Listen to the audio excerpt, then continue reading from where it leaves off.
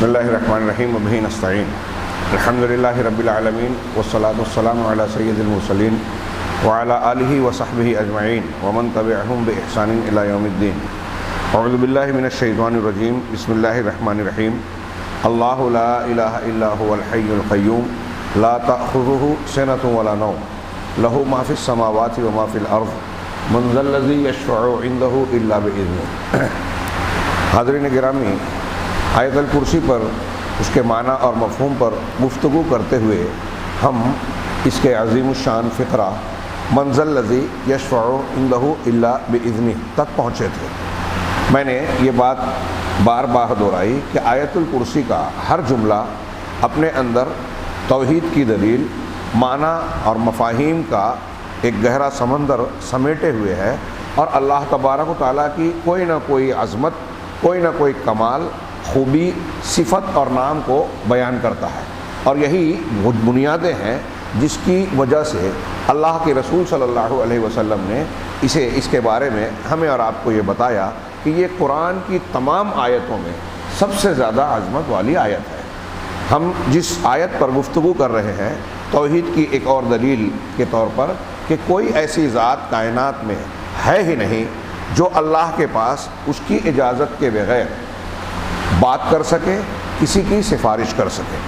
یہ اللہ تعالیٰ کی کمال عظمت ہے کہ اس کی ہیبت، اس کا وقار، اس کا خوف اور خشیت مخلوقات پر اتنا زبردست ہوگا کہ کوئی خود اس کی اجازت کے بغیر بولنے کی جرأت و جسارت نہیں کر سکتا. فیصلہ بدلوانا، اللہ تبارک و تعالیٰ کے کسی فیصلے پر تعاقب یا اٹیک کرنا، اس پر اعتراض کرنا تو بہت دور کی بات ہے. صرف سفارش کرنا، یعنی ہمارے یہاں جس کو وہ بہت عام چیز سمجھی جاتی ہے کہ کوئی کسی سے تعلق رکھتا ہے تو جا کر اس کے فیصلے پر اثر انداز ہونے کی کوشش کر سکتا ہے. یہ دنیا میں چلتا ہے. یہ بات پچھلے درس میں بہت تفصیل سے گزری کہ بادشاہ، وزیر، مینیجر، مالک، ان لوگوں کے پاس یا دنیا میں چلنے والی سفارش کا اللہ تبارک و تعالیٰ کے یہاں کی سفارش سے کوئی تعلق نہیں ہے. دنیا یا انسانوں کا، مخلوقات کا معاملہ اللہ کی طرح نہیں ہے.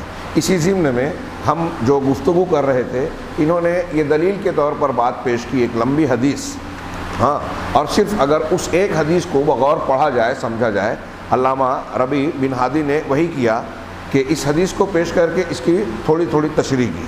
اگر اس پر آدمی غور کر لے تو یہ معنی آدمی کے ذہن و دماغ میں اچھی طرح سمجھ میں آ جائے کہ اللہ کے سامنے کوئی بھی نہیں ہے جو پر مارے، یا جو دوسرے لفظوں میں جو قرآن میں کہا گیا کہ اس کی اجازت کے بغیر کسی کی سفارش کر دے. اللہ تبارک و تعالیٰ کسی کو عذاب دینا چاہتا ہے، کسی سے ناراض ہے، تو کسی کی سفارش کی بنیاد پر اس کا یہ فیصلہ تبدیل ہو جائے ناممکن بات ہے. جو سفارش ہوگی وہ اجازت سے ہوگی، اور جو اجازت سے ہوگی آگے ہم اس کی حقیقت کو جانیں گے کہ اصل میں مالک شفاعت کا اللہ ہی ہے.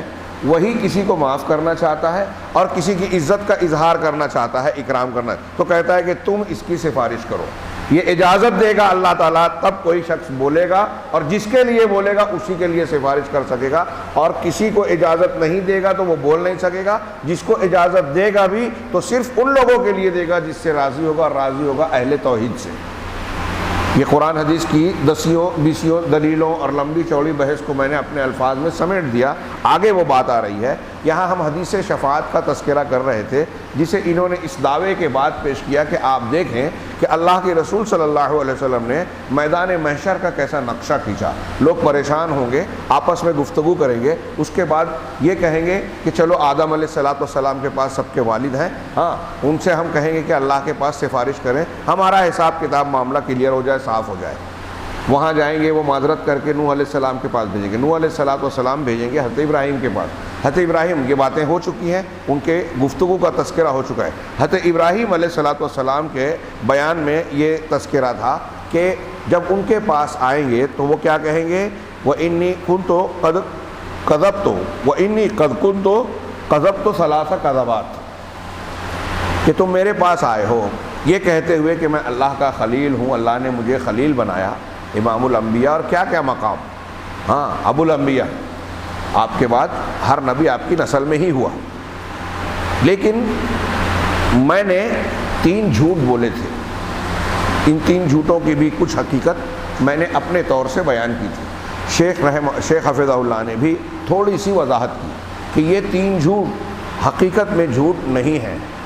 ہاں، کہہ رہے ہیں کہ وَهِيَ تَوْرِيَةٌ فِي اللَّهِ عَزَّ وَجَلَّ لَيْسَتْ كَذِبًا حَقِيقِيًّا، کہ یہ جو 3 جھوٹ کہا حضرت ابراہیم نے کہ یہ 3 جھوٹ دراصل توریہ ہیں، جو حقیقت میں جھوٹ ہیں ہی نہیں، حقیقت میں جھوٹ نہیں ہے۔ کچھ باتیں میں نے آپ لوگوں کو پچھلے درس میں بطور مثال بیان کی تھی اپنے طور سے۔ ایسی بعض مثالیں آپ قرآن و حدیث میں اور بھی دیکھ سکتے ہیں، جیسے بہت مشہور واقعہ صحیح بخاری میں ہے، لمبا، تھوڑا سا لمبا، کہ حضرت ابو طلحہ رضی اللہ تعالیٰ عنہ اور ام سلیم رضی اللہ تعالیٰ عنہا کے بچے کی بڑی طبیعت خراب تھی۔ ہاں، وہ گھر سے باہر کسی کام اور ضرورت کے لیے گئے، اس دوران بچے کی وفات ہو گئی۔ ہاں، اب اس کے بعد جب وہ واپس آتے ہیں گھر میں، اور گھر میں داخل ہو کر اپنی اہلیہ حضرت ام سلیم، حضرت انس کی والدہ، ان سے پوچھتے ہیں کہ بچہ اب کیسے ہے، تو کہتے ہیں اب آرام سے۔ اس کے بعد روایت میں ہے کہ ان کی اہلیہ نے ان کو کھانا کھانے کے لیے بھی پیش کیا، میاں بیوی کے جو تعلق ہوتے ہیں اس تعلق کو آپس میں قائم بھی کیا۔ اس کے بعد جب وہ پوری طریقے سے شوہر مطمئن ہو گئے تو کہا کہ ایک بات بتاؤ، اگر کوئی شخص کسی کو کوئی امانت دے اور پھر وہ واپس لے لے تو کیا کرنا چاہیے؟ کہا دے دینا چاہیے، کیا اس پر کوئی تبدیلی؟ کہا نہیں، یہ میں اپنے الفاظ میں بیان کر رہا ہوں، واقعہ آپ جانتے ہیں۔ تو تب حضرت ام سلیم نے کہا کہ اللہ نے ہمیں ایک امانت دی تھی بچے کی شکل میں، وہ واپس لے لیا، بچے کا انتقال ہو چکا ہے، اور میں نے جو کہا تھا کہ اب آرام سے، مطلب اب جب موت ہو گئی ہے تب اس کو دکھ تکلیف رہ نہیں گئی۔ یہ سن کر ابو طلحہ کو برا لگا کہ میں جب گھر میں آیا انہوں نے نہیں بتایا، کھانا ہوا، میاں بیوی کا تعلق ہوا، اور پھر اس کے بعد یہ تمہید کر باندھ کر جو ہے مجھے بیان کر رہی ہے۔ بظاہر تھوڑے قبیدہ خاطر ہوئے، اور دوسرے دن اللہ کے نبی صلی اللہ علیہ وسلم سے شکایت کرنے گئے تو اللہ کے رسول نے کہا کہ اللہ تعالیٰ رات کے تمہاری بیوی کے عمل سے بہت خوش ہوا، اور جو تم نے ملاپ کیا ہے امید ہے کہ اللہ تعالیٰ اس سے تم کو کوئی اولاد عطا فرمائے جو تمہارے لیے خیر ہو۔ پھر ان کو بیٹا ہوا، اس سے استقرار عمل ہوا۔ تو اللہ تبارک و تعالیٰ، اب میں یہ کہنا چاہ رہا ہوں کہ حضرت ام سلیم نے اپنے شوہر سے کہا کہ بچہ اب آرام سے، ان کا مطلب کیا تھا کہ مر چکا ہے، لیکن اب دکھ سے آزاد ہو گیا، اور انہوں نے کیا سمجھا کہ اب اچھا ہو گیا۔ تو انہوں نے کہا، ان کا مقصد کچھ اور تھا اور انہوں نے سمجھا کچھ اور انہوں نے جملہ ہی ایسا کہا کہ وہ کچھ اور سمجھے۔ 2 معنی والا جملہ ہے، جھوٹ بھی نہیں ہے، سچ بھی نہیں ہے۔ جھوٹ اس معنی میں نہیں ہے کہ ان کی جو نیت تھی وہ بات صحیح تھی کہ انتقال ہو چکا ہے، اور سچ اس معنی میں نہیں ہے کہ وہ حضرت ابو طلحہ نے جو سمجھا کہ بچہ ٹھیک ہو گیا ہے یہ غلط تھا، حقیقت میں وہ مر چکا تھا۔ تو جھوٹ کی 2 باتیں جو میں نے آپ کو بتائی تھی کہ جھوٹ میں 2 شرطوں کا ہونا ضروری ہے، ایک تو واقعہ حقیقت کے خلاف ہو، خلاف واقعہ بات ہو، دوسرا جس کو کہا جا رہا ہے اس کو فریب دھوکہ دینا مقصود ہو۔ یہاں دھوکہ دینا یعنی ان کو آرام کرنا مقصود تھا، لیکن حقیقت کے خلاف بات نہیں تھی۔ حضرت ابراہیم علیہ السلام کے بھی جو 3 جھوٹ کو 3 جھوٹ کہا جا رہا ہے وہ ایسے ہی توریات ہیں۔ جیسے سیدنا ابوبکر صدیق ہجرت کے سفر میں جب کوئی پوچھتا تھا کہ یہ آپ کے ساتھ کون ہے، ابوبکر صدیق سے پوچھتا تھا تو وہ کہتے تھے کہ یہ ایک آدمی ہے جو مجھ کو راستہ بتاتے ہیں۔ سننے والا سمجھتا کہ رسول اللہ صلی اللہ علیہ وسلم یہ جو سفر میں جا رہے ہیں راستہ بتا رہے ہیں، لیکن حضرت ابوبکر صدیق کا مطلب یہ ہوتا تھا کہ ہم کو زندگی کا راستہ بتاتے ہیں۔ یہ نہیں کہا کہ یہ محمد رسول اللہ صلی اللہ علیہ وسلم ہے، کیونکہ خطرہ تھا۔ اسی کو توریہ کہتے ہیں۔ ادب میں، بلاغت میں آپ اس کی ایک شک پڑھیں گے کہ بھائی ایک آدمی بولتا کچھ اور ہے، مراد کچھ اور لیتا ہے، ہاں تھوڑا سا فرق سے، یعنی پھنستا بھی نہیں ہے، بچتا بھی ہے اور بات بھی کہہ جاتا ہے۔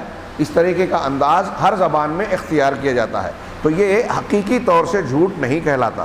اور پھر اس کے علاوہ ایسی بہت سی مثالوں کے باوجود ان جھوٹوں کا جو تذکرہ کیا جا رہا ہے اس میں دیکھیے کہ یہ اللہ کے لیے کہا ہے، 2 تو اس میں سے اللہ کے لیے ہے، دعوت و تبلیغ کے لیے ہے، کوئی اپنے مقصد کے لیے، دنیا بنانے کے لیے، کچھ حاصل کرنے کے لیے، جیسے ہمارے یہاں کاروبار میں لوگ دھوکہ دیتے ہیں کہ ہم کو کچھ پیسہ مل جائے، کسی کو دھوکہ دے کے کچھ حاصل کر لوں تو حضرت ابراہیم علیہ السلام نے ان 3 جھوٹوں کے ذریعے سے کیا حاصل کیا؟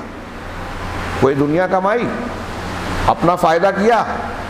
ہاں، جو دنیا دار لوگ کرتے ہیں ایسا کوئی مقصد تھا؟ جی نہیں۔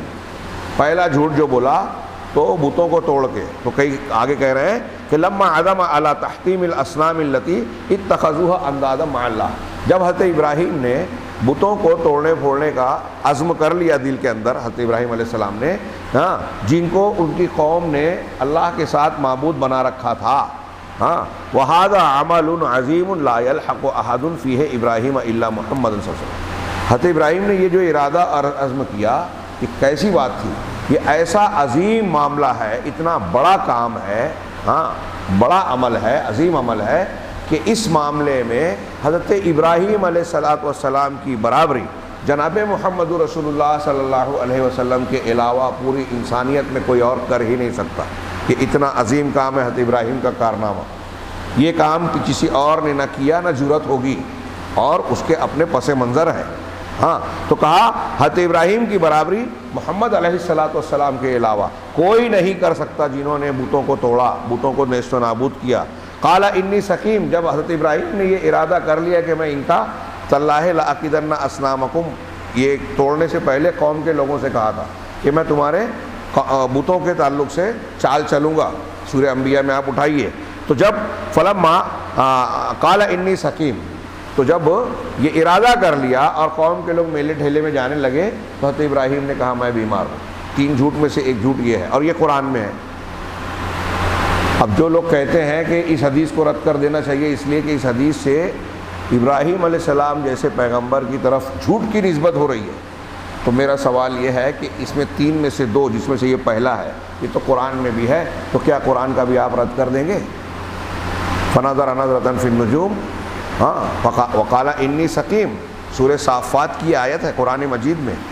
تو جو بات قرآن میں موجود ہے اسی کو یہاں ذکر کیا حدیث میں، اور اسی کو جھوٹ بولا ہے۔ اب قرآن میں بھی وہ بات ہے، حدیث میں بھی وہ بات ہے۔ حدیث میں آپ کو اعتراض یہ ہے کہ اس کو جھوٹ بولا گیا ہے، اور آپ قرآن میں اس کی تعویل کرتے ہو کہ قرآن میں ہے تو اس کا یہ مطلب ہے، یہ مطلب ہے، یہ مطلب ہے۔ وہی بات یہاں بھی بول دیجئے۔ عقل لوگوں کی جب کام نہیں کرتی، ہاں، تو خطائیں اس طرح کی بڑی بڑی ہوتی ہیں۔ ہاں، جو کچھ بڑے علماء ہیں، میں نے بتایا تھا اس سے پہلے، علامہ فخر الدین رازی، مولانا آزاد، ہاں، اور مولانا ابو العلا مودودی صاحب کے بارے میں اس بارے میں کہا کہ ان کا تو ایسا بہت سا معاملہ ہے۔ ہاں، جواب دینے گئے، دفاع کرنے گئے، اور مخالف کی تھوڑی سی بات کو مان کے خود ہی کئی صحیح حدیثوں کا رد کر دیا مولانا ابو العلا مودودی صاحب نے۔ تو ان کے یہاں منہجیت نہیں ہے، علم حدیث کا گہرا علم نہیں ہے، لہذا ان کے یہاں آپ بے اصولیت پائیں گے۔ یہ جو میں اللہ کے گھر میں کہہ رہا ہوں ایک علمی بات کہہ رہا ہوں، آپ جب غور کریں گے، تحقیق اور مطالعہ کریں گے تو جو بات میں کہہ رہا ہوں اس کی اہمیت اور حقیقت معلوم ہوگی۔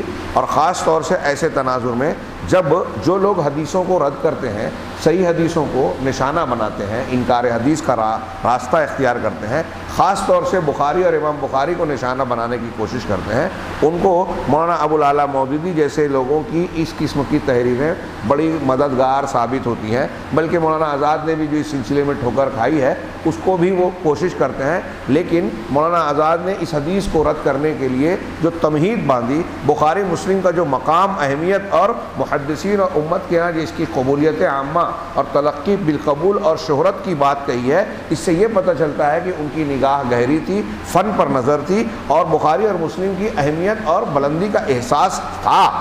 اس لیے اس احساس کی وجہ سے انہوں نے ایسی تمہید باندھ کے یہ بتایا کہ جو امام بخاری اور امام مسلم کی تنقید کرتے ہیں وہ بھی غلط کرتے ہیں، اور اسی طرح یہ بھی کہنے کی کوشش کی کہ جو امام بخاری اور امام مسلم کو یہ بیان کرنے کی کوشش کرتے ہیں کہ ان سے کوئی غلطی ہی نہیں ہوئی، یہ بھی غلط ہے۔ بالکل صحیح بات ہے ان کی۔ امام بخاری اور امام مسلم کی اگر اکیلے کی کوئی غلطی، کوئی استنباط، کوئی فقہی اجتہاد ہے تو ہم اس غلطی کو غلطی ضرور مانیں گے۔ یہ بات اچھی طرح دماغ میں رکھیے۔ کچھ لوگ تقلید اور عدم تقلید کے موضوع پر اہل حدیث حضرات سے یہ بھی اعتراض کرتے ہیں کہ ارے تم کہتے ہو کہ امام حنیفہ، امام شافعی، امام مالک کی تقلید نہیں کرنی چاہیے، تم امام بخاری کی کیوں کرتے ہو، ان کی حدیثوں کو کیوں مانتے ہو؟ تو حدیثوں کا ماننا اور تقلید کرنا دونوں ایک نہیں ہے۔ تقلید کرنا بغیر دلیل کے کسی کی بات ماننا ہے، اور حدیث جب ہم مانتے ہیں تو یہ خبر مانتے ہیں، خبر کو ماننا اور قبول کرنے کا حکم قرآن اور حدیث نے دیا ہے. ابھی میں اس بحث میں جاؤں تو لمبی ہو جائے گی. فَإِن جَاءَكُمْ فَاسِقٌ بِنَبَإٍ فَتَبَيَّنُوا وَأَشْهِدُوا ذَوَيْ عَدْلٍ مِّنكُمْ. ایسی اور بیسیوں دلیلیں ہیں جس کی بنیاد پر ہم یہ کہیں گے کہ خبر کو، جس کو ہم روایت کہتے ہیں، اس کو قبول کرنے کے لیے اصولوں پر پورا اترنے کے بعد سچے کی سچی خبر کو ماننا یہ قرآن حدیث کا حکم ہے. سچے کی سچی خبر ماننے کا حکم ہے، لیکن سچا ہو یا جھوٹا ہو اس کی رائے کو مان لینا یہ قرآن حدیث کا حکم نہیں ہے. روایت کو ماننا الگ ہے، رائے کو ماننا الگ ہے. رائے کو ماننا تقلید ہے، روایت کو ماننا خبر ماننا ہے. ابھی ہم بہت سارے اخبار، ریڈیو کی خبریں، ایک آدمی نے آ کر کہا کہ فلاں جگہ ایسا ایسا دنگا ہو گیا ہے، فلاں جگہ آگ لگ گئی ہے، تو ہم مانتے کہ نہیں مانتے؟ اگر قابل اعتماد آدمی ہے تو تحقیق کی ضرورت بھی نہیں سمجھتے کہ نہیں پکا آدمی ہے، جھوٹ نہیں بولتا، ہم اس کو جانتے ہیں، یہ آگے کہہ رہا ہے وہاں آگ لگی ہے تو آگ لگی ہے. اب ایک آدمی نے آگے کہا تھوڑا سا ہم کو شک ہو رہا ہے، کسی دوسرے سے پوچھا کہ تم ادھر سے آئے وہاں آگ لگی ہے کیا؟ ہاں بھائی فائر بریگیڈ جا رہا تھا. اب ہم کو فائر بریگیڈ کی جو ہے وہ گھنٹی کی آواز بھی آ رہی ہو، سائرن کی آواز سنائی دے رہی ہو، پھر ہم کو دھواں اٹھتا ہوا دکھائی دے، تو یہ چیزیں قرائن ہیں جو اس کی خبر کی تصدیق کرنے والی ہیں. تو بخاری مسلم یا صحیح حدیثوں کے تعلق سے ایسے اصول محدثین نے بتائے. ان اصولوں کی بنیاد پر صرف امام بخاری، صرف امام مسلم نہیں، پوری محدثین کی جماعت نے یہ کہا کہ بخاری اور مسلم کی تمام روایتیں لگ بھگ بعض جزوی اختلاف لگ بھگ تمام روایتیں بالکل اعلیٰ صحت کے درجے کو پہنچتی ہے. اب امام بخاری، امام مسلم کا کہنا کہ یہ حدیثیں صحیح ہیں، اصولوں پر اس کا پورا اترنا، پھر ان کے اساتذہ جو اس وقت زندہ تھے اور پھر اس کے بعد پیدا ہونے والے جتنے بھی محدثین ہوئے، سب کا یہ کہنا کہ واقعی یہ حدیثیں صحیح ہے، اس کی سند متن ایک ایک چیز کو چھانا پھٹکا اور تحقیق کے معیار پر اس کو پورا دیکھ کر یہ کہا کہ یہ حدیثیں صحیح ہے. تو اس بات کو آپ اچھی طرح دماغ میں رکھیں کہ صحیح بخاری اور صحیح مسلم کا جو اعلیٰ مقام ہے نا، اس کی وجہ یہ ہے اصولوں پر ہونے کے ساتھ ساتھ امام بخاری، امام مسلم خود سچے خبر دینے والے ماہرین فن میں سے ایک اعلیٰ مقام رکھنے والے ہیں. ساتھ ہی ساتھ تمام محدثین کا اجماع ہے. اہل محدثین کہہ رہا ہوں، ہاں، جس فن کے بارے میں اجماع کی بات کہی جاتی ہے نا، اس فن کے ماننے والوں کی بات مانی جاتی ہے. اگر ایک آدمی کے پیٹ میں درد ہو اور جتنے بھی ڈاکٹروں کو چیک اپ کرایا جائے، ہاں 10 ڈاکٹروں کو چیک کرایا گیا اور انہوں نے کہا کہ نہیں ان کا آپریشن کرنا ضروری ہے، ہاں، اب ایک آدمی جو ہے جھولا چھاپ جس کو ڈاکٹر بولتے ہیں، ڈگری نہیں ہے، چلتے پھرتے ڈاکٹر بن گیا، ہاں، اس کے پاس آپ جاتے ہیں بولتے ہیں نہیں میں ایک نسخہ دیتا ہوں ہو جائے گا.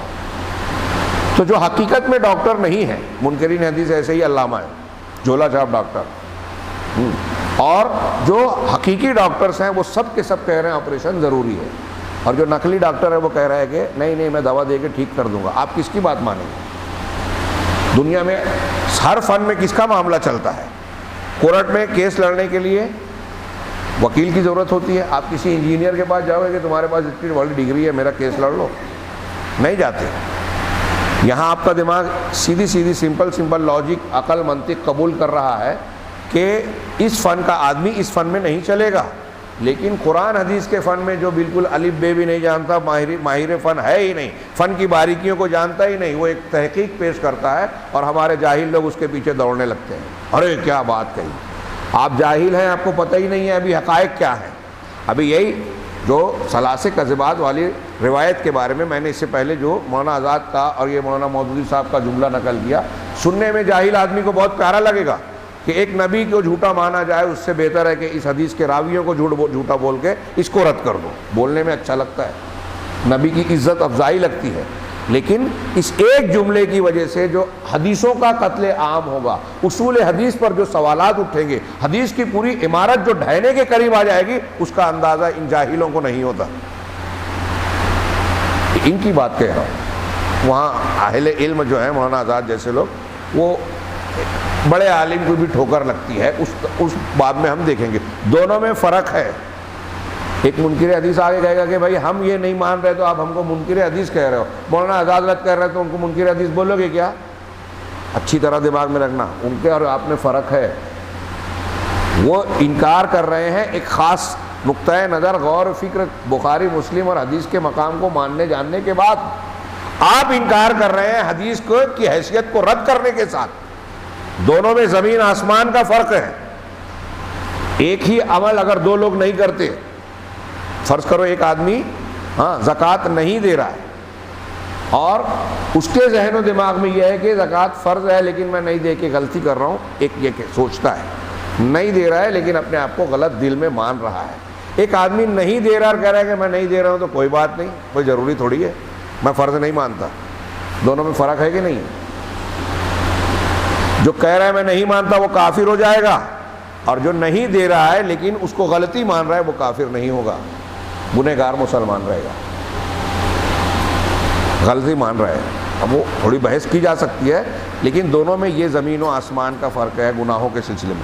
بات تھوڑی سی دور چلی گئی لیکن چونکہ منکرین حدیث اور دوسرے لوگ اس حدیث کو تختہ مشق بناتے ہیں، اس پر خوب بحث کرنے کی کوشش کرتے ہیں، اس لیے میں نے تھوڑی سی وضاحت ضروری سمجھی اور یہ بتانے کی کوشش کی کہ محاوروں میں عام حالات میں ایسا ہوتا ہے۔ تو انہوں نے کہا کہ جب حضرت ابراہیم سے قوم نے یہ کہا کہ چلو ہمارے ساتھ، تو انہوں نے کہا میں بیمار ہوں۔ مقصد کیا تھا کہ پیچھے رہ کے ان بتوں کی خبر لوں، ان کو توڑ پھوڑ ڈالوں۔ فلما ذہبوا، جب وہ چلے گئے، اخذ معولہ، تو حضرت ابراہیم نے اپنا کلہاڑا اپنی کلہاڑی لی، وذهب يحطم الاصنام، اور پہنچے بتوں کو توڑتے پھوڑنے لگے۔ فراغ علیہم ضربا بالیمین، حضرت ابراہیم داہنی جانب سے انہوں جو ہے داہنی جانب سے مارنے پر ان پر پل پڑے۔ ذکر اللہ قصتہ فی عدد من السور، کئی صورتوں میں حضرت ابراہیم کے اس قصے کو اللہ تبارک و تعالیٰ نے اختصار اور تفصیل کے ساتھ بیان کیا۔ الشاہد، اب اس پورے واقعے میں ہمارے لیے یہاں ہمارے موضوع کی دلیل کیا ہے، شاہد کیا ہے؟ کہہ رہے ہیں انہ اعتبر هذه کذبۃ یستحی من اللہ تبارک و تعالیٰ یوم القیامت ان یشفع، یہ جھوٹ نہیں ہے، یہ اللہ کے لیے بولا تھا، دعوت دینے کے لیے کہا کہ بڑے والے نے توڑا، قوم نے پھر بھی نہیں مانا، یعنی دھوکہ دینا مقصد نہیں تھا، دعوت دینا مقصد تھا نا۔ حضرت ابراہیم علیہ السلام نے یہ جو جھوٹ بولا، بڑے والے نے توڑا اور میں بیمار ہوں، کس لیے کہا تھا اور میں بیمار ہوں؟ اہل علم نے یہ بھی لکھا کہ ہر انسان کچھ نہ کچھ بیمار ہر وقت تو ہوتا ہی ہے، حضرت ابراہیم کی یہ بات غلط نہیں تھی۔ دوسری بات یہ کہ حضرت ابراہیم نبی تھے، پیغمبر تھے اپنی قوم کے، اب ایک نبی کے لیے اس سے بڑھ کر بیماری کیا ہو سکتی ہے کہ وہ دعوت دے رہا ہے اور قوم کے لوگ شرک سے توبہ کرنے کے لیے تیار ہی نہیں ہے، یہاں تک کہ باپ اور گھر میں بھی بت گری اور بت کا دھندا ہو رہا ہے۔ تو ایک نبی کے لیے اس سے زیادہ تکلیف کی بات کیا ہوگی کہ میری قوم جو ہے شرک سے تائب ہونے کے لیے تیار نہیں ہے۔ تو یہ روحانی تکلیف حضرت ابراہیم علیہ السلام کو تھی، اور انہوں نے کہا کہ میں بیمار ہوں، لیکن لوگوں نے سمجھا کہ جسمانی طور سے بیمار ہے اور چل نہیں سکتے۔ مقصد تھا بتوں کو ان کو ختم کرنا، توڑنا پھوڑنا۔ اب توڑا پھوڑا تو آگے کہہ رہے ہیں کہ شاہد یہ ہے کہ اس جھوٹ کو بھی جو حقیقت میں جھوٹ نہیں ہے، جس کا بہت اعلیٰ مقصد ہے، جس کی وجہ سے حضرت ابراہیم کا درجہ بہت اونچا ہوا، یہ جھوٹ حضرت ابراہیم کی فضیلت پر دلالت کرتا ہے، بے عزتی نہیں کرتا۔ یہ جھوٹ جیسا کہ امام بخاری نے مناقب ابراہیم میں، یہ لوگ سمجھے ہی نہیں ہیں۔ ایک آدمی 120 سال کی عمر جیے، تھوڑی دیر کے لیے آپ سوچیے اپنے طور سے کہ ہم کو 60 سال کی عمر اس امت کی اوسط ہے، حضرت ابراہیم کے بارے میں کہتے ہیں کہ 120 سال 80 سال کی عمر میں ختنہ کروایا تھا حضرت ابراہیم، حکم ہوا تھا جب، اور بڑھاپے کے قریب ان کی اولاد بھی ہوئی تھی۔ 120 سال کی عمر ایک بندے کو مل رہی ہے، 120 سال کی عمر میں وہ جھوٹ بولتا ہے تو یہ 3 جھوٹ بولتا ہے، اور کون سا 3 ہے؟ انی سقیم، بڑے والے نے توڑا، میں بیمار ہوں، اور تیسرا اپنی بیوی کو عزت اور جان بچانے کے لیے ان کی اور اپنی گویا ان کو کہا کہ یہ میری بہن ہے، اور بتایا کہ دل میں یہی تھا کہ یہ میری اسلامی بہن ہے، یہ وضاحت بھی کی بعد میں۔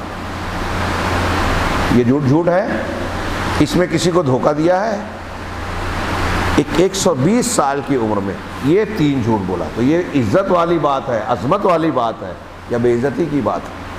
تو کہہ رہے ہیں کہ یہ جھوٹ نہیں ہے، شاہد یہ ہے کہ حضرت ابراہیم جھوٹ نہ ہونے کے باوجود قیامت کے دن اس کی وجہ سے اللہ تعالیٰ کے سامنے شرماتے ہوئے سفارش سے اپنے آپ کو روک لیں گے۔ یہ ایمانی حیا ہے جس میں ایک قسم کا خوف اور خشیت بھی ہے۔ ہاں کہ قیامت کے دن سفارش کرنے سے معذرت کریں گے. ہاں ایک یہ جھوٹ تھا. ایک جھوٹ یہ تھا کہ جب انہوں نے اپنی ارض مبارک سے نکل کر عراق کے شہروں کی طرف ہجرت کی، مر علی طاغیہ، تو ایک سرکش شخص پاس سے گزر ہوا، سلطان جبار، جو جبر اور قہر والا ایک بادشاہ تھا یا حکمراں تھا اپنے علاقے کا. قال لہو زبان، تو اس کے خصیص نگرانی کرنے والوں نے اور اس کے پہرے داروں نے اس سے کہا کہ یہاں ایک ایسا آدمی ہے جو ایک عورت کے ساتھ گزر رہا تھا، اور وہ عورت ایسی ہے کہ وہ آپ ہی کے لیے ہونا چاہیے، آپ ہی کے لیے ہونا مناسب ہے، وہ عورتوں میں بڑی سب سے حسین و جمیل عورت ہے. تو ابراہیم علیہ السلام نے اس خطرے کی بو کو محسوس کیا اور اس عورت سے کہا کہ اذا جئت عندہ، جب تم اس آدمی کے پاس پہنچنا تو تم کہنا کہ ان ھذا اخی، یہ میرے بھائی ہیں. لأن ابراہیم اعتقد لو عرف ان زوجہا، اس لیے کہ ابراہیم علیہ السلام کو یہ بات معلوم تھی. اعتقد یعنی ان کو اس بات کا یقین تھا، جو جملے کا معنی ہے، میں کہہ رہا ہوں کہ یہ معلوم تھا کہ اگر اس نے یہ جان لیا کہ یہ ان کے شوہر ہیں تو حضرت ابراہیم کو قتل کر دیتے. اگر یہ پتہ چل جاتا کہ یہ میاں بیوی ہیں تو اس عورت کو اپنے پاس رکھنے کے لیے، آپ کی اہلیہ کو علیہ السلام اپنے پاس رکھنے کے لیے حضرت ابراہیم کا قتل کر دیتا. لأنک انت اختی فی اللہ. اور پھر حضرت ابراہیم نے جب یہ کہا کہ تم مجھے اپنا بھائی کہنا، تو اس کی وجہ بھی بتائی کہ تو اللہ کے سلسلے میں اسلام کے رشتے سے میری بہن بھی ہے. ما ہونا مسلم الا انا وانتی، یہاں میرے اور تمہارے علاوہ کوئی مسلمان ہے ہی نہیں. علیہ السلام، یہ حضرت ابراہیم علیہ السلام کی وضاحت خود بخاری مسلم کی حدیثوں میں موجود ہے. لیکن کم عقل لوگ پڑھنے کو سمجھنے کو تیار نہیں. ہذہ اعتبرھا کذبۃ یخجل منھا یوم اس کو حضرت ابراہیم علیہ السلام نے جھوٹ مانا اور قیامت کے دن جھوٹ مان کر اس کی وجہ سے شرمندہ ہوں گے اللہ کے سامنے. کم یکذب الانسان فی ایام حیاتی، یہاں بیچ میں ایک اور بھی سبق اور درس کے طور پر ہمارے اور آپ کو جھنجھوڑنے کی کوشش کی. علامہ ربی نے کہا کہ ایک انسان اپنی زندگی میں، آپ اور ہم جیسے لوگ، ایک انسان اپنی زندگی میں کتنے جھوٹ بولتا ہے. وینسا کل ھذا الکذب، اور یہ سارے جھوٹ بھول جاتا ہے. حضرت ابراہیم کے 3 جھوٹ کی حقیقت ہم نے پڑھی، کہ حقیقت میں وہ جھوٹ نہیں ہے، توریہ ہے، اور اس کی توجیحات بھی کی اور اپنے لیے بھی نہیں کیا، دین کے لیے کیا. اور آخری والا کیا بھی تو اپنی جان اور اپنی بیوی کی عزت کے لیے، کہ کوئی ناجائز کام نہیں تھا، کوئی دھوکہ جھوٹ اور فریب نہیں تھا. لیکن اس پر بھی حضرت ابراہیم شرمندہ ہو گئے. قیامت کے دن کی ہولناکی کا اندازہ لگائیے، اللہ کے دربار میں پیشی کی کیسی نزاکت ہوگی، اس کو اپنے تصور میں لائیے اور سوچئے کہ ہم اور آپ اور دوسرے انسان روزانہ کتنے جھوٹ بولتے ہیں. کیا حال ہوگا قیامت کے دن، کیسے ہم اللہ کا سامنا کریں گے اور جواب دیں گے.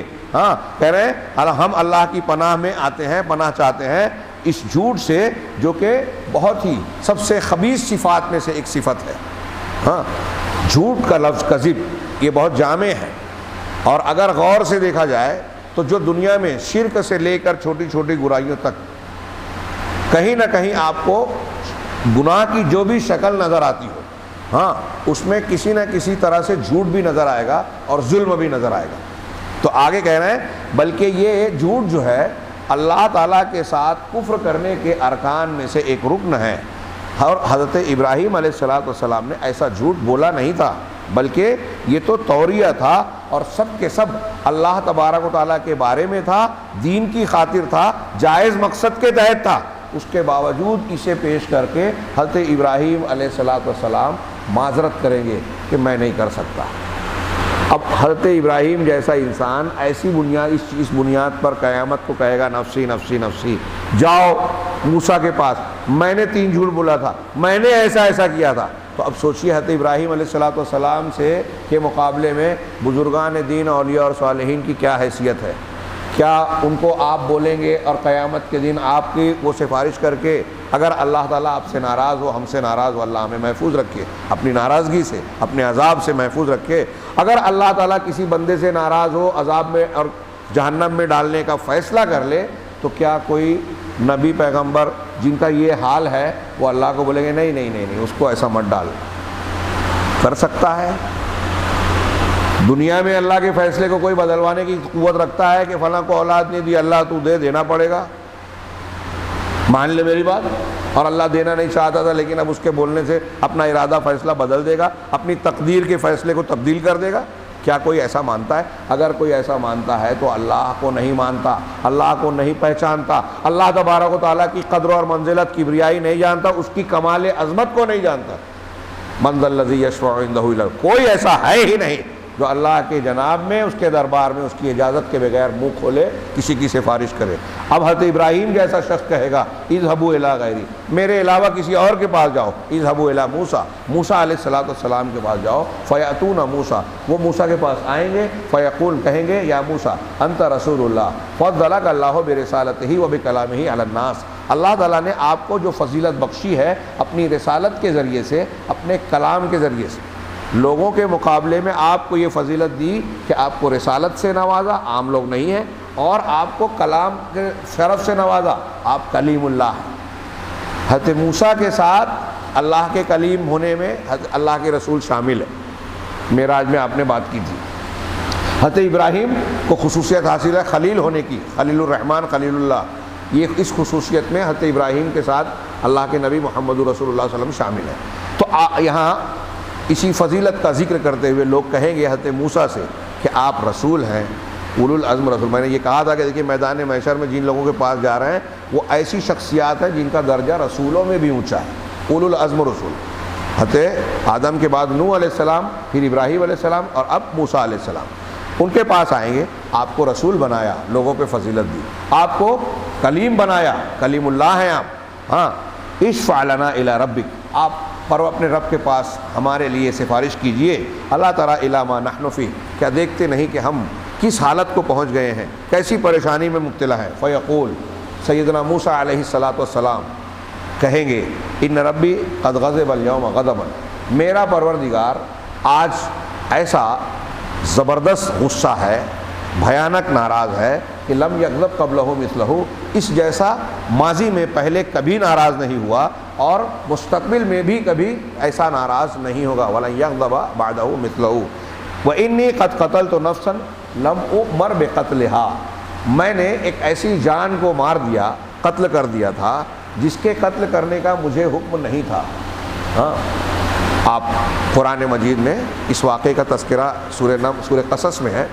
ہاں، حضرت موسیٰ علیہ السلام ایک دن راستے سے گزر رہے تھے تو ان کی قوم کا ایک آدمی، یعنی بنی اسرائیل، ہاں فرعون کی قوم کا ایک آدمی سے لڑ رہا تھا جو قبطی تھا. اب ان کی قوم کے آدمی کو پتہ تھا کہ یہ بنی اسرائیل کے ہیں، ان کو آواز دیا، پکارا. حضرت موسیٰ علیہ السلام پہنچے اور کچھ جانے بغیر پہلے انہوں نے اس قبطی کو ایک گھونسا مار دیا. فَوَقَدَهُ مُوسَىٰ فَقَضَىٰ عَلَيْهِ، یہ قرآن میں ہے. موسیٰ نے ان کو گھونسا مارا اور اس کا کام تمام کر دیا. حضرت موسیٰ علیہ السلام کا ارادہ اس کو قتل کرنے کا نہیں تھا، یہ قتل خطا تھا، غلطی سے قتل ہو گیا، مارنا مقصد نہیں تھا. اور اس وقت تو آپ کو نبوت ملی نہیں تھی، آپ فرعون کے یہاں پلے بڑے تھے. ہاں، بہرحال یہ واضح تھا کہ آپ بنی اسرائیل، تو اسے گھونسا مارا اور وہ مر گیا. اور جیسے ہی وہ مر گیا تو حضرت موسیٰ علیہ السلام کو احساس اور ندامت ہوئی. رب انی ظلمت نفسی فاغفر لی، دعا مانگی حضرت موسیٰ نے کہ پروردگار میں نے اپنے آپ پر ظلم کر لیا، تو مجھے معاف کر دے، مجھ سے جہالت ہو گئی، میں جاہلین میں سے ہوں. یعنی ایک جاہلین والا کہ میں اس جاہلین کے عمل سے جو مجھ سے سرزد ہو گیا، تیری پناہ چاہتا ہوں. میں وہ اگلا جملہ بھول رہا ہوں قرآن کا. تو اللہ تبارک و تعالیٰ نے فغفر لہ، اللہ نے کہا کہ اللہ نے انہیں معاف کر دیا، معاف کر دیا. پھر دوسرے دن وہی بنی اسرائیل والا ایک دوسرے قبطی سے لڑ رہا تھا. اب حضرت موسیٰ اسے چھوڑانے کے لیے جب آگے بڑھے تو اس بنی اسرائیل کو لڑکے کہ تم روز روز لڑتے ہی رہتے ہو، یہ اپنے الفاظ میں کہہ رہا ہوں کہ یہی کام کرتے ہو. تو اس نے سمجھا کہ اب موسیٰ آج مجھے ماریں گے. تو اس کے منہ سے نکلا کہ کل جس طرح موسیٰ تو نے ایک آدمی کو مارا تھا، آج مجھے مارنے چاہتے ہو کیا؟ اب اس قبطی نے سن لیا کہ مطلب کل جو آدمی مرا تھا وہ مرنے والا ان کے ہاتھ سے. اور پھر اس نے یہ خبر فرعون کو پہنچا دی، دربار تک پہنچا دی. تب وہاں سے ایک آدمی دوڑتا ہوا آیا اور موسیٰ سے کہا کہ تم نکل جاؤ، تم کو گرفتار کرنے اور پکڑنے کے لیے آ رہے ہیں. اور پھر تبھی حضرت موسیٰ علیہ السلام نے مصر سے ہجرت کی، مدین پہنچے. یہ پورا واقعہ ہے. تو حضرت موسیٰ علیہ السلام پھر واپسی مدین سے واپسی میں آپ طور پہ گئے اور نبوت ملی، آپ کو معجزہ دیا گیا، یہ پورا واقعہ ہے۔ اس سے پہلے کا یہ واقعہ ہے کہ قتل ہوا، اور یہ قتل غلطی سے ہوا تھا، اور اس وقت آپ نبوت سے نہیں سرفراز ہوئے تھے، اور پھر بھی حضرت موسیٰ نے معافی مانگی اور اللہ نے معاف کر دیا، قرآن میں بھی اس کا ذکر ہے۔ پھر بھی کہہ رہے ہیں کہ نفسی نفسی نفسی، میرا نفس، میرا کیا حال ہوگا، اذهبوا الی غیری، میرا نفس میرا نفس میرا نفس، اذهبوا الی غیری، میرے علاوہ کسی اور کے پاس جاؤ، اذهبوا الی عیسیٰ، عیسیٰ کے پاس جاؤ، فیاتون عیسیٰ، پھر وہ حضرت عیسیٰ علیہ السلام کے پاس جائیں گے اور کہیں گے اے عیسیٰ انت رسول اللہ، آپ اللہ کے رسول ہیں، وکلمتہ القاها الی مریم وروح منہ، اور اللہ کا کلمہ ہے جس کو مریم کی طرف القاء کیا اور اس کی روح ہے۔ یہاں حضرت عیسیٰ علیہ السلام کو کلمۃ اللہ اور روح اللہ کہا جاتا ہے۔ اس پر دو تین گفتگو تھی، ایک تو یہ جو سرسری سے پیش کروں کہ اللہ کے کلمے سے وہ پیدا ہوئے، اللہ کی روح سے پیدا ہوئے۔ یہ صوفیہ اس کو بولتے ہیں کہ اللہ کی روح، یعنی ہمارے اندر اللہ کی روح آ گئی، نعوذ باللہ من ذالک۔ اس سے وحدت الوجود اور حلول والا عقیدہ ثابت کرنے کی کوشش کرتے ہیں۔ تو یہ اللہ کی روح میں اس سے پہلے بیان کر چکا، یہ کہ اللہ کی مخلوق ہے۔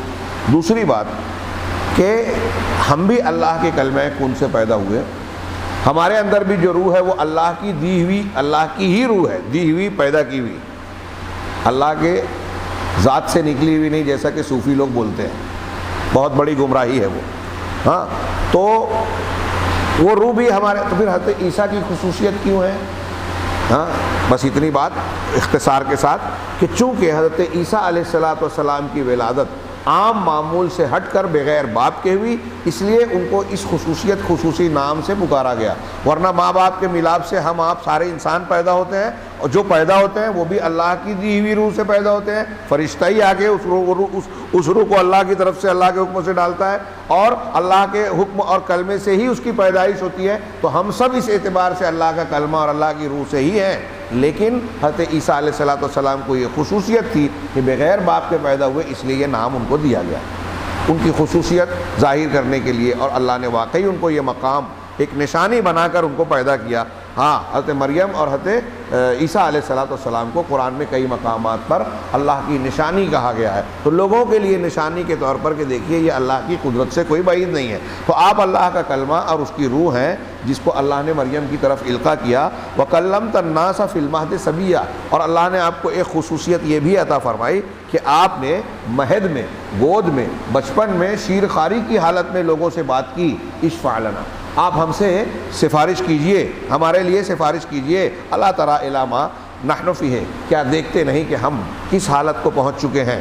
فیقول عیسیٰ، تو عیسیٰ علیہ السلام کہیں گے ان ربی قد غضب اليوم غضبا لم یغضب قبلہ مثلہ ولن یغضب بعدہ مثلہ، وہی جملہ جو ہر نبی کہے گا کہ میرا پروردگار آج بہت شدید غصہ ہے، نہ اس سے پہلے اتنا زیادہ غصہ ہوا تھا اور نہ بعد میں اتنا غصہ ہوگا۔ وَلَمْ يَذْكُرْ ذَنْبًا، لیکن یہاں ایک خاص بات یہ کہ حدیث میں ہی ہے کہ حضرت عیسیٰ علیہ السلام کا کوئی گناہ یا کوئی غلطی یہاں مذکور نہیں ہے۔ جیسے ہر نبی کہے گا نا میں نے فلاں غلطی کی تھی تو مجھے اپنے آپ پر ڈر ہے، حضرت عیسیٰ اپنی کوئی غلطی ذکر کیے بغیر کہیں گے نفسی نفسی نفسی، میرا نفس میرا نفس میرا نفس، یعنی خوف، خطرہ، شرمندگی انہیں بھی ہوگی۔ اذهبوا الی غیری، آپ میرے علاوہ کے پاس جاؤ، اذهبوا الی محمد صلی اللہ علیہ وسلم، جاؤ محمد صلی اللہ علیہ وسلم کے پاس، فیقولون، تو وہ کہیں گے یا محمد، یعنی اب آخر میں جناب محمد رسول اللہ صلی اللہ علیہ وسلم کے پاس آئیں گے اور وہاں کہیں گے یا محمد انت رسول اللہ وخاتم الانبیاء وقد غفر اللہ لک ما تقدم من ذنبک وما تاخر، کہ اے محمد آپ اللہ کے رسول ہیں، خاتم الانبیاء ہیں۔ اس سے پتہ چلا کہ جو خصوصیت پچھلے نبیوں کی ذکر کی تھی اس میں نبی کریم صلی اللہ علیہ وسلم کی یہ ایسی خصوصیت ہے جو آپ کا درجہ سب سے اونچا بناتی ہے۔ خاتم الانبیاء یا خاتم النبیین ہونا آپ کا سب سے اعلیٰ درجہ ہے۔ آپ خلیل اللہ بھی ہیں، کلیم اللہ بھی ہیں، لیکن آپ کا سب سے اونچا درجہ خاتم النبیین سے ظاہر ہوتا ہے۔ تو آپ اللہ کے رسول ہیں، خاتم الانبیاء ہیں، اور اللہ تعالیٰ نے آپ کے اگلے پچھلے گناہ معاف کیے ہیں۔ اس کے دو تین طریقے سے ترجمے کیے جاتے ہیں کہ کیا اللہ کے رسول کا گناہ تھا؟ ہاں، تو گناہ یعنی جو غلطیاں ہوئیں، جیسے آپ نے کہہ دیا کہ میں شہد نہیں پیوں گا تو اللہ تعالیٰ نے کہا کہ آپ کو کیوں حرام کرتے ہو جو اللہ نے حلال کیا۔ تو اس طرح کی نبوت کے ہوتے ہوئے جو خطائیں ہوئی ہیں جو جان بوجھ کر نہیں ہوئی، اور کوئی نبی جو ہے وہ منکر فاحشہ یا گناہ کبیرہ اس طرح کا جو دنیا دارانہ قسم کا ہوتا ہے ایسا کوئی گناہ کوئی نبی نہیں کرتا۔ ان سے جس کی جو بھی غلطیاں اگر ہوئی بھی ہیں بشری تقاضے سے تو وہ اجتہادی انداز کی ہیں، جیسے حضرت یونس علیہ السلام اللہ کی اجازت کے ملنے سے پہلے نکل گئے، ایسی غلطیاں ہوئی ہیں۔ یہ جو توریت انجیل میں تحریف کر کے اور بعض دنیا کے لوگ انبیاء کی طرف ایسے گناہوں کو منسوب کرتے ہیں، زنا، عورتوں سے ناجائز تعلق اور اس قسم کی حرکتیں، اس سے کوئی نبی جو ہے آلودہ کبھی نہیں ہوتا، اس سے پاک اور بلند ہوتے ہیں۔ کوئی منکر اور فاحش کام کبھی کوئی نبی نہیں کرتا، اور کسی نبی سے ایسی غلطی نہیں ہوئی ہے۔ شراب پینا، زنا کرنا یا اس قسم کی غلطیوں سے وہ دور ہوتے ہیں۔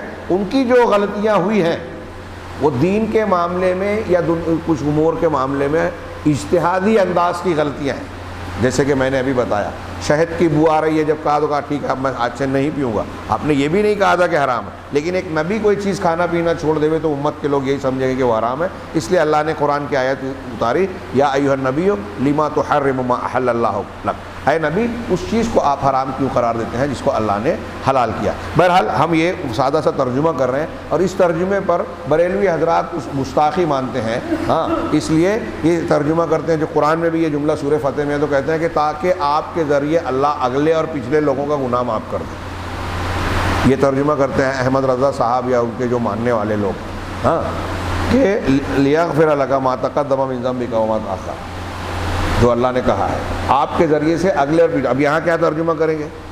وقد غفر اللہ لک، اللہ نے آپ کی بخشش کر دی، ما تقدم من ذنبک وما تأخر، جو آپ کے گناہ مقدم ہوئے اور جو مؤخر ہوئے۔ تو میں عرض کر رہا ہوں کہ جو اصولی اعتبار سے جس غلطی کو غلطی کہا جائے وہ، یا اس کی جو اور بھی توجیحات اہل علم نے کی ہے صحیح توجیحات، ہم اس کے مطابق اس کا ترجمہ کرتے ہیں کہ آپ کے اگلے پچھلے گناہ صاف ہے، معاف ہے۔ ہاں اشفع لنا، کہیں گے کہ ہمارے لیے سفارش کیجئے اپنے پروردگار کے پاس۔ محمد صلی اللہ علیہ وسلم سے آخر میں آگے کہہ رہے ہیں الا تری الی ما نحن فیہ، کیا آپ دیکھتے نہیں کہ ہم کس حالت میں ہیں؟ جب آپ سے سفارش کی گزارش کی جائے گی تب کہیں گے، اللہ کے رسول نے فرمایا فانطلق، تب میں چلوں گا، فآتی تحت العرش، اور میں عرش کے نیچے آؤں گا، فاقع ساجدا لربی، اور اس وقت میں اپنے رب کے سامنے سجدہ ریز ہو جاؤں گا، میں واقع ہو جاؤں گا، گر جاؤں گا اپنے رب کے سامنے سجدہ کرتے ہوئے۔ ثم یفتح اللہ علی من محامدہ وحسن الثناء علیہ شیئا لم یفتح علی احد قبلی، کہہ رہے ہیں اس کے بعد اللہ تعالیٰ مجھے توفیق دے، یفتح علیہ مجھ پر کھولے گا، یعنی مجھ کو ایسی توفیق دے گا اپنی تعریف اور اچھی حمد اور ثنا بیان کرنے کی توفیق دے گا جو مجھ سے پہلے کسی اور پر وہ دروازہ نہیں کھولا ہوگا، یعنی وہ توفیق نہیں دیا ہو۔ مطلب اس وقت ایک خصوصی توفیق ہوگی جن کے ذریعے سے اللہ کے رسول صلی اللہ علیہ وسلم سجدے میں اللہ کی حمد و ثنا بیان کریں گے۔ ایسی چیز کسی اور کے لیے کبھی اللہ نے نہیں کھولی ہوگی، یعنی اس کی توفیق نہیں دے گی۔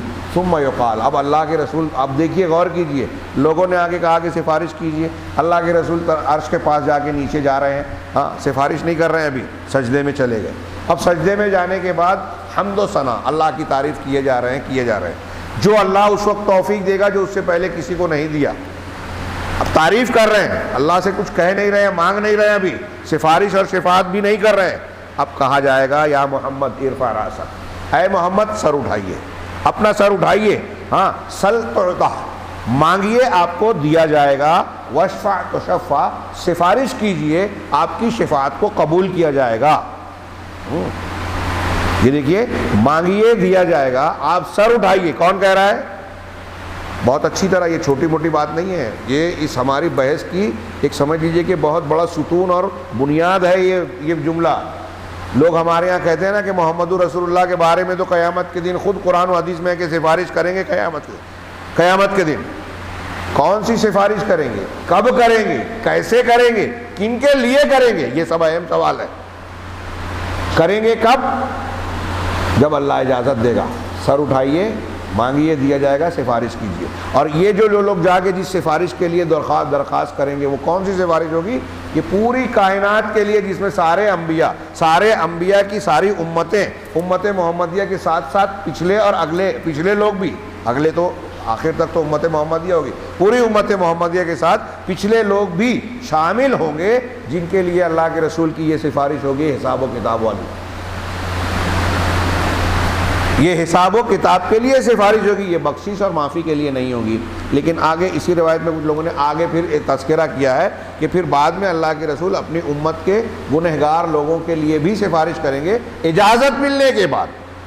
اور یہ بات دماغ میں رہے، صفات کے باب میں شاید آگے یہ بات نہ آئے، ہاں، کہ سفارش کی اجازت جب ملے گی بھی اللہ کے رسول کے لیے کچھ خاص ہیں، کچھ ایسی سفارشیں ہیں جو 7 اور 8 کچھ لوگوں نے 6 قسمیں بتائی ہیں کہ یہ سفارش جو ہوگی قیامت کے دن یا جنتیوں کے لیے، وہ قرآن و حدیث میں مذکور ہے۔ یہ جو مشرکین جو سفارش سمجھتے ہیں، یہ بدعتی جو سفارش سمجھتے ہیں، اس کا ثبوت قرآن حدیث میں نہیں ہے۔ قرآن حدیث میں شفاعت بالاذن ہے، یعنی اللہ کی اجازت کے ساتھ جو سفارش ملے گی، جس کو ملے گی، جس کے لیے ملے گی۔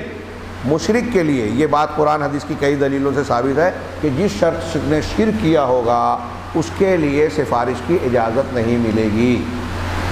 بدعتیوں کو تو اللہ کے رسول حوض کوثر سے ہی بھگائیں گے، فرشتے بھگائیں گے، اور بعد میں جب پتہ چلے گا کہ یہ بدعتی ہیں تو آپ کہیں گے کہ ہاں دوری ہو جس نے میرے بعد میرے دین کو بدل دیا۔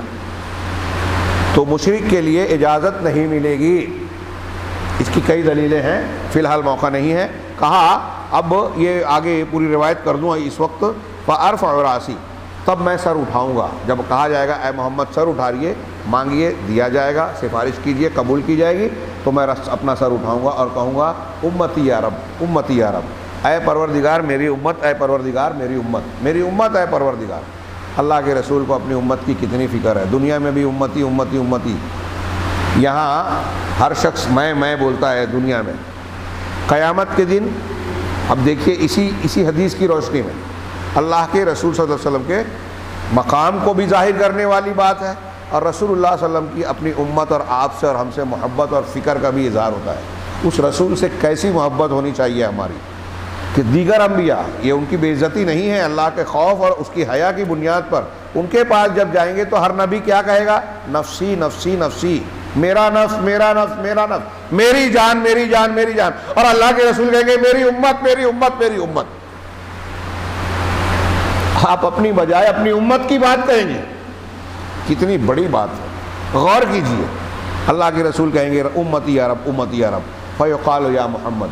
یہ کچھ لوگ کہتے ہیں کہ چونکہ محدثین نے یہاں اس کا تذکرہ عام طور سے اس روایت میں آگے کا ذکر کیا ہے، پہلے جو اجازت ملے گی تو وہ شفاعت کبریٰ کے لیے سب سے بڑی سفارش، یہ صرف کائنات میں اللہ کے رسول صلی اللہ علیہ وسلم اکیلے کے لیے خاص ہے، کسی اور کو یہ اجازت نہیں ملے گی، تو وہ ایک سفارش ہو جائے گی۔ اور یہ آگے کی بات ہے، امتی امتی آپ کہیں گے، پھر سجدے میں گر جائیں گے آپ، اور آپ سے کہا جائے گا، تو کہا جائے گا یا محمد ادخل من امتک من لا حساب علیہم من الباب الایمن من ابواب الجنہ، اے رسول، اے محمد، اپنی امت کے ان لوگوں کو جن پر کوئی حساب نہیں ہے، اعلیٰ ایمان والے 70,000 لوگ جن کی توحید مکمل ہوگی، صرف اللہ پہ بھروسہ کرتے ہیں، اور حدیث میں ہے کہ وہ پھونک جھاڑ نہیں کرتے، شگون نہیں لیتے اور داغتے نہیں ہیں، صرف اللہ پر بھروسہ کرتے ہیں، ایسے لوگ بغیر حساب کے جنت میں جائیں گے، اعلیٰ توکل والے، اعلیٰ ایمان والے۔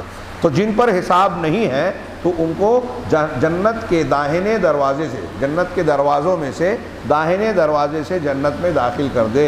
وَهُمْ شُرَكَاءُ النَّاسِ فِي مَا سِوَى ذَلِكَ مِنَ الْأَبْوَابِ، یہ تو ایک خصوصیت ہوگی، اور باقی جو دروازے ہیں اس میں یہ تمہاری امت کے لوگ شریک ہیں سب دوسرے دروازوں میں، یعنی دوسرے کسی بھی دروازے سے کوئی بھی جا سکتا ہے جنتی، دوسرے لوگ بھی جائیں گے، لیکن اس سے صرف وہ لوگ جائیں گے جن کا حساب و کتاب نہیں ہے۔ اب یہاں اس روایت کی، یہ روایت کے آخر کے حصے کے الگ الگ الفاظ مختلف روایتوں میں ہیں، ہاں یہاں آگے تبصرہ کر رہے ہیں کہ موسیٰ علیہ السلام عذر پیش کریں گے، اس لیے کہ انہوں نے ایک حد سے تجاوز کرنے والے قبطی کافر کو قتل کر دیا تھا، ہاں قتلہ بغیر اذن من اللہ کے حکم اور اجازت کے بغیر اسے قتل کر دیا تھا، اگرچہ خطا اور غلطی سے کیا، ہاں فاعتبر ھذا ذنبا، لیکن حضرت موسیٰ نے اس کو گناہ شمار کیا، اس پر شرمندہ ہوئے، اور اس شرمندگی کی وجہ سے یہ مستقبل میں ہوگا لیکن ماضی کے صیغے سے ترجمہ کر رہا ہوں تو فعل بھی ہے کہ قیامت کے دن جو یہ اس حدیث میں روایت میں ہے کہ شرمندہ ہوں گے اور اس کی بنیاد پر سفارش شفاعت کرنے سے عذر کریں گے کہ میں نہیں کر سکتا۔ اسی طرح اس کو احالہ کریں گے، لوگوں کو آگے بھیجیں گے حضرت عیسیٰ علیہ السلام کی طرف، اور حضرت عیسیٰ علیہ السلام اس معاملے کا احالہ کریں گے، یعنی لوگوں کو بھیجیں گے جناب محمد رسول اللہ صلی اللہ علیہ وسلم کے پاس، اور وہ کہیں گے انا لہا۔ ہاں ایک دوسری حدیث میں ہے بخاری کی روایت میں کہ انا لہا، کہ میں اس کے لیے ہوں، یعنی گویا آپ کو علم میں ہوگا کہ اس کی اجازت آپ کو ملے گی۔ ہاں پھر آپ جائیں گے سجدے میں، عرش کے نیچے سجدے میں گر جائیں گے، وَيَدْعُو وَيَدْعُو وَيَدْعُو دُعَاءً طَوِيلًا۔ شیخ کہہ رہے ہیں کہ آپ دعا کریں گے، دعا کریں گے اور دعا کرتے جائیں گے، ایک لمبی دعا۔ ہاں ثُمَّ يَسْتَأْذِنُ فِي الشَّفَاعَةِ، پھر آپ شفاعت کی اجازت طلب کریں گے، اجازت مانگیں گے کہ میں سفارش کروں، فَيُؤْذَنُ لَهُ، پھر آپ کو اجازت دی جائے گی۔ وَلِهَذَا قال، اسی لیے اللہ تعالیٰ نے فرمایا مَنْ ذَا الَّذِي يَشْفَعُ، کون ہے جو سفارش کرے، یعنی کون اس کی طاقت رکھتا ہے کہ اللہ تبارک و تعالیٰ اللہ عظیم و جلیل کے پاس سفارش کر بیٹھے۔ لا يستطيع احد، کسی کو یہ جرأت اور طاقت نہیں ہے، الا باذنہ، سوائے خود اس کی اجازت کے۔ والشفاعۃ ملک للہ تبارک و تعالیٰ، اور شفاعت ایسی چیز ہے جو اللہ کی ملکیت ہے، اللہ کے اختیار کی چیز ہے۔ قرآن کہتا ہے وَقُلْ قُلْ لِلَّهِ الشَّفَاعَةُ جَمِيعًا، سورہ زمر میں کہا کہ آپ یہ کہہ دیجئے کہ ساری کے ساری شفاعت کا اختیار اللہ کے پاس ہے۔ اب جس کا جو مالک ہے، میں نے اس سے پہلے لہو ملک السماوات کے اس میں بتایا نا کہ جو چیز میری ہے آپ دوسرے سے نہیں مانگو گے، تو شفاعت کا اختیار بھی اللہ کے ہاتھ میں ہے، اللہ کے پاس ہے۔ اب جب اللہ کے پاس ہے وَلِهَذَا لَا يَجُوزُ أَن تُطْلَبَ مِنَ الْأَمْوَاتِ وَلَا الْغَائِبِينَ، اس لیے جائز نہیں ہے کہ جب اللہ کے حق اور اختیار کی چیز ہے تو وہ غائبین سے، مرنے والے مردوں سے، مرنے والے لوگوں سے، غائب لوگوں سے، انسانوں یا کسی مخلوق سے مانگی جائے۔ وَتُطْلَبُ مِنَ الْحَيِّ أَن يَشْفَعَ لَكَ، ہاں زندہ آدمی سے یہ مطالبہ کیا جاتا ہے کہ آپ کے لیے سفارش کرے، رہا مردہ تو جب اس سے آپ سفارش طلب کریں گے فقط طلبت منہ حقا خالصا للہ، تو آپ نے اس سے ایسی چیز مانگی جو صرف اللہ کا حق ہے۔ لا يحصل الا لمن اذن اللہ لہ، یہ چیز اللہ کے کی اجازت جس کو ہوگی اس کے علاوہ کسی کو حاصل نہیں ہوگی۔ اب آگے انہوں نے کہا کہ اللہ تعالیٰ نے یہ جو فرمایا ہے قُلْ لِلَّهِ الشَّفَاعَةُ جَمِيعًا، کہ آپ کہیے کہ ساری کے ساری سفارش اللہ تبارک و تعالیٰ کے لیے ہے، لیکن اس بات کو لوگ نہیں سمجھتے، اور یہاں دو تین جملوں میں روافض اور قبر پرستوں کا ذکر کر کے صفات کی بات کو آگے کیا ہے۔ بات انتہائی ادھوری ہے، وقت زیادہ ہو رہا ہے، اس لیے میں آج کی گفتگو کو یہیں ختم کرتا ہوں۔ کل انشاءاللہ یہیں سے بات شروع کریں گے اور شفاعت کے اس موضوع کو پورا کرنے کی کوشش کریں گے۔ اللہ تبارک و تعالی ہمیں صحیح دین سمجھنے اور اس پر عمل کرنے کی توفیق دے۔ وآخر دعوانا الحمدللہ رب العالمین والصلاۃ والسلام علیہ وسلم۔